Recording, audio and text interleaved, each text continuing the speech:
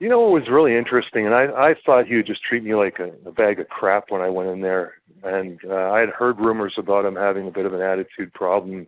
I know Brett and him had some heat, and I was friends with Brett, and I thought, oh, well, this guy's probably going to be a real jerk. But one day afterwards, because I was like very rigid in my movements. I guess the closest thing you could compare it to is probably the Road Warriors. I'd worn the face paint in Japan, and I was close to 300 pounds at my peak of almost pure muscle.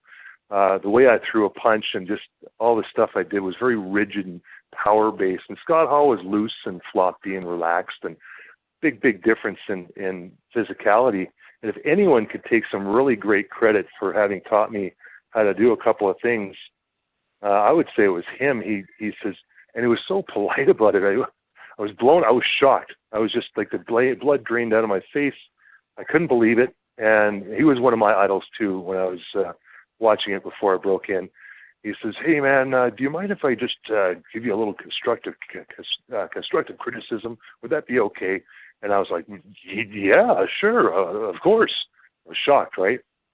And he goes, "Well, when Scott used to throw these punches," and I have a feeling he taught Scott how to throw those punches too. He goes, he would wave his left hand up near the guy's face, sort of to measure up.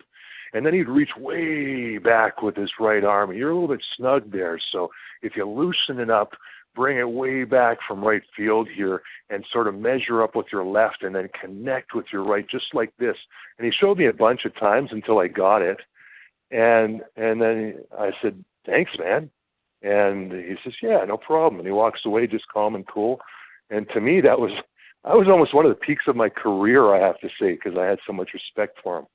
And he'd done it so gentlemanly, It was just really, really cool. And we never had any heat. We never had any problems. I don't know if maybe he did think less of me because of the whole takeover thing, but I actually think maybe he had some compassion where he thought, I've been in lousy spots before in my career, and this poor guy's trying to make it. I'll give him a pointer here, and maybe he can pull something off, I think he was pretty good-hearted about it.